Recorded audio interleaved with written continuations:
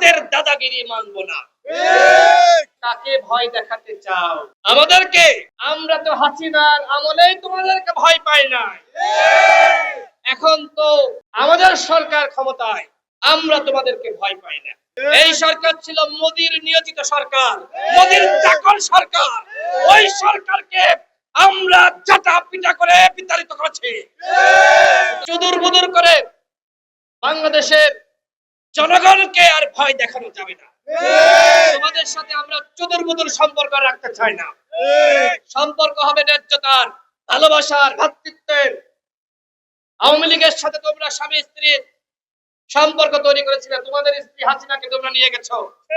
এখন সুখে থাকো, ভালো থাকো, সেই দোয়া করি।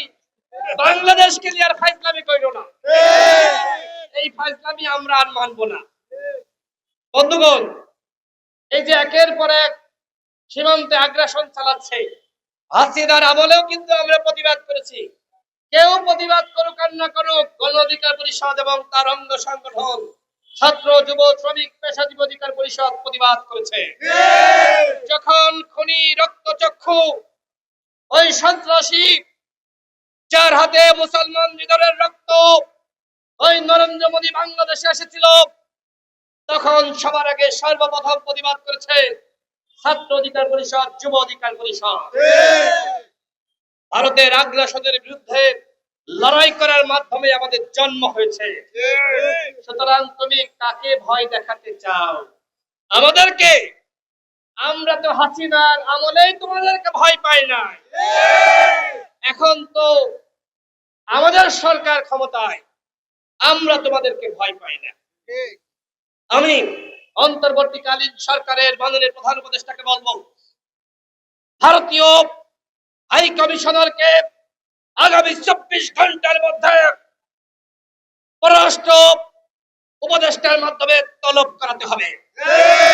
কেন বাংলাদেশের সীমান্তের মধ্যে প্রবেশ করে বাংলাদেশের জনগণের সম্পদ ওই গাছে কোপ দিল, কেন গাছ কাটলো, তার জবাব চাইতে হবে।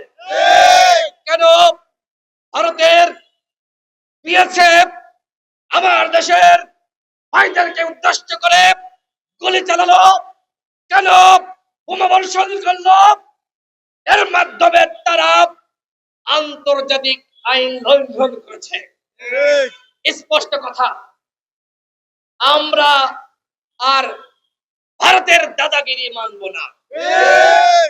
যদি প্রয়োজন হয় সরকারকে বলবো, ভারতের আগ্রাসনের প্রতিবাদে ভারত সরকারের বিরুদ্ধে আন্তর্জাতিক অপরাধে, আন্তর্জাতিক আদালতে আপনারা মামলা করবেন।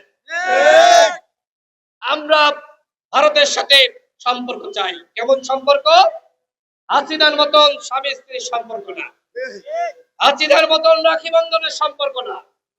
আমরা ভারতের সাথে সম্পর্ক রাখবো যে সম্পর্ক আমাদের চীনের সাথে রয়েছে, যে সম্পর্ক আমাদের আমেরিকার সাথে রয়েছে, যে সম্পর্ক আমাদের পৃথিবীর অন্যান্য রাষ্ট্রের সাথে রয়েছে, আমরা সেই একই সম্পর্ক রাখবো ভারতের সাথে।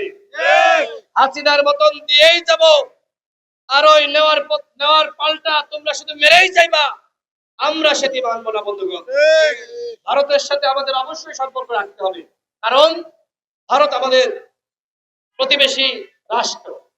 আমরা কি ভারতের সাথে যুদ্ধ লাগানোর পায়তারা করেছি? করি নাই। বরং হাসিনার পতনের পরে দেখলাম যতটা না আওয়ামী লীগ অখুশি হয়েছে, তার থেকে বেশি অখুশি হয়েছে ভারত। কারণ কি? কারণ ভারত বাংলাদেশকে একটি করদ রাজ্য বানিয়েছিল। বাংলাদেশে যে সরকার ছিল, এই সরকার বাংলাদেশের জনগণের সরকার ছিল না। এই সরকার ছিল মোদির নিয়োজিত সরকার, মোদির চাকর সরকার। ওই সরকারকে আমরা চাটা পিটা করে বিতাড়িত করেছি। ভারতকে বলবো, বাংলাদেশের জনগণের সাথে সম্পর্ক তৈরি করতে হবে। এবং আমরা এটিও জানি, আমেরিকা ভারতের চোখে বাংলাদেশকে দেখে। আমরা বলবো আমেরিকাকে, ভারতের চোখে বাংলাদেশকে আর দেখলে চলবে না। এখন থেকে তোমাদের নিজেদের চোখ আছে, ওই চোখ দিয়ে বাংলাদেশকে দেখতে হবে এবং সরাসরি বাংলাদেশের সরকার জনগণের সাথে সম্পর্ক তৈরি করতে হবে।